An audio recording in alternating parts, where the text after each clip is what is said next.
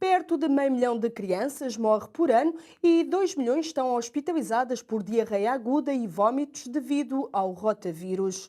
O rotavírus é um género de vírus que é responsável por gastroenterites, sobretudo em crianças.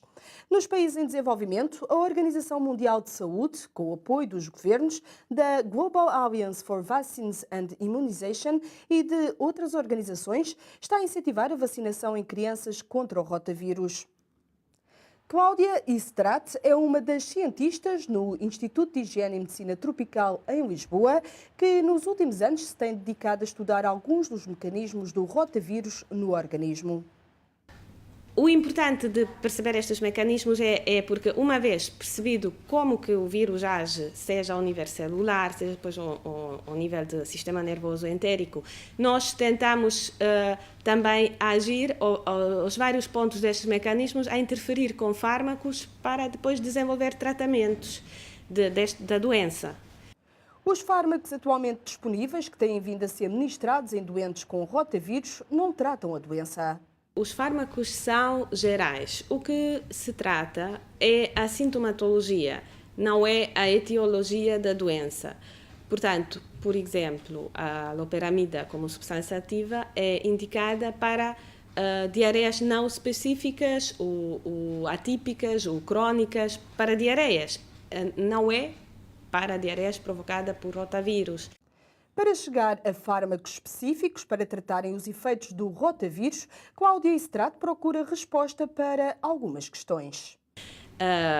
E nós o que tentamos a investigar e a provar são conceitos, são hipóteses ligadas de vírus que causam gastroenterites, que se calhar a sintomatologia possa ser igual com outras causas de diarreia, mas são vírus, são entidades diferentes. É isso que nós estávamos a tentar ver neste caso. Portanto, o que é que o rotavírus faz no caso da motilidade intestinal? O que é que faz na permeabilidade paracelular? Porque é que isso possa ser afetado, não é, ou não? Os investigadores conhecem já alguns dos mecanismos do rotavírus que levam à diarreia e a vômitos. Um deles refere-se à má absorção intestinal. Este significa que o vírus, ao entrar em células, as células-alvo são as células epiteliais, os chamados enterócitos, que existem ao nível de vírus intestinal. O vírus entra na célula, replica-se no citoplasma e depois determina, por exemplo, várias modificações histopatológicas. Estas modificações determinam uma atrofia do vírus intestinal, uma hiperplasia ou até vacuolas ao nível das células. Afinal, destrói a célula. Também determina a produção de neurotransmissores tipo serotonina. Outro dos mecanismos relacionado com a diarreia é a heterotoxina NSP4, uma proteína não estrutural produzida nas células infectadas pelo rotavírus. Mais recentemente, Cláudia Istrat e uma equipa de investigadores suecos procederam a testes em ratinhos de laboratório e verificaram um importante mecanismo do rotavírus. O que nós descobrimos foi que o rotavírus determina um aumento da motilidade intestinal e não influencia a permeabilidade paracelular no tempo de diarreia. Nós chamamos o tal onset of diarrhea.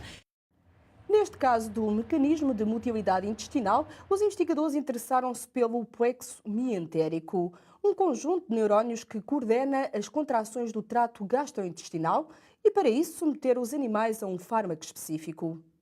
Utilizamos loperamida, que é um agonista do receptores opioides e que se sabe que diminui a motilidade intestinal. E utilizamos um outro também, que é a atropina, que é um antagonista dos receptores muscarínicos, mas que também, neste caso, interessa-nos a ação ao nível do sistema nervoso entérico e da motilidade intestinal.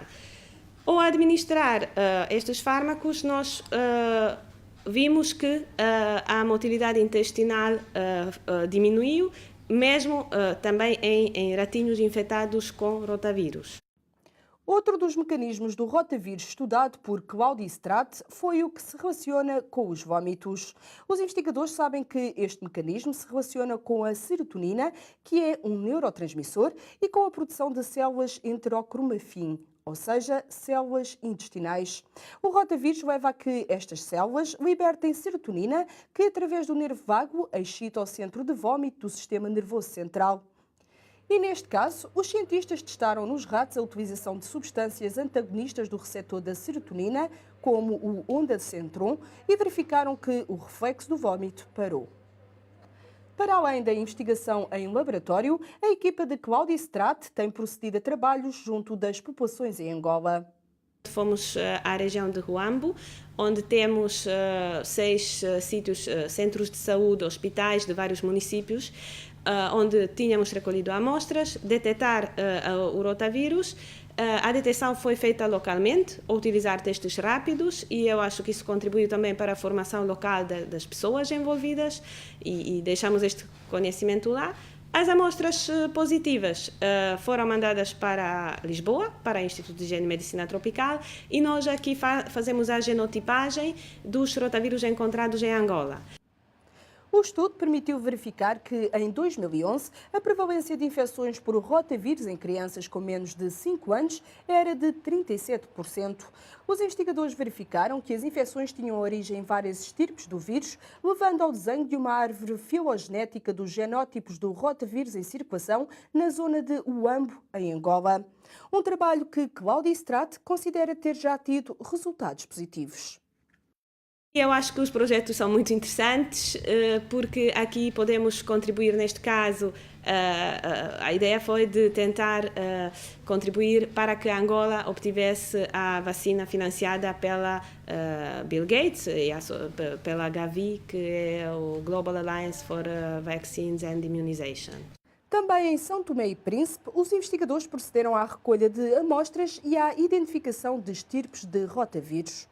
Temos pontos de recolha no Hospital Central, Aires de Menezes, nos centros de saúde que são capitais de distrito. Portanto, Aguaizé, Água Grande, Guadalupe, Angolares, Neves, no Hospital de Neves.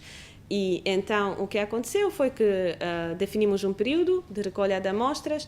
No caso de São Tomé, o período foi alargado e pode refletir, por exemplo, a parte de seca e da chuva. É importante porque o rotavírus está associado à seca, enquanto as doenças bacterianas mais o período da chuva. Portanto, em Angola nós fizemos logo as recolhas no período da seca, para tentar ver de facto quais são, melhor as estirpes e a prevalência. Mas em São Tomé o projeto acabou este ano. E os resultados foram interessantes porque as estirpes que encontramos são estirpes uncommon, digamos, porque as estirpes de rotavírus há umas 5 que são contempladas na vacina e que são as estirpes comuns, que são as mais prevalentes no mundo inteiro. Agora, o que nós detectamos em África é que as estirpes que realmente caracterizamos são estirpes pouco comuns ou até raras. O que é interessante cientificamente, mas acho que também é interessante saber seguir e continuar a fazer vigilância deste estudo por longo prazo em estes países. E os resultados de 2011 demonstraram uma prevalência de infecção por rotavírus de 36,7% em crianças com menos de 5 anos. Conhecer as estirpes do rotavírus com prevalência em cada região é fundamental para o desenvolvimento de vacinas. Em termos de vacinas, a prevenção é muito importante porque previne a diarreia, em primeiro lugar, a morte por desidratação e a diarreia severa. Existem duas vacinas no mercado, que existem em Portugal, por exemplo, pode-se comprar. Essas duas vacinas são vacinas chamadas live attenuated. São vacinas que se administram por via oral em 2 ou 3 doses e contêm vários genótipos de vírus. Por isso nós temos de saber, primeiro, se o rotavírus existe nestes países e depois quais são as estirpes de rotavírus para também podermos, se calhar, optar para a vacina e melhorar a prevenção da doença no terreno. No Instituto de Higiene e Medicina Tropical, os investigadores continuam a receber amostras de Angola e de São Tomé e Príncipe para garantir a vigilância quanto ao surgimento de novas estirpes de rotavírus.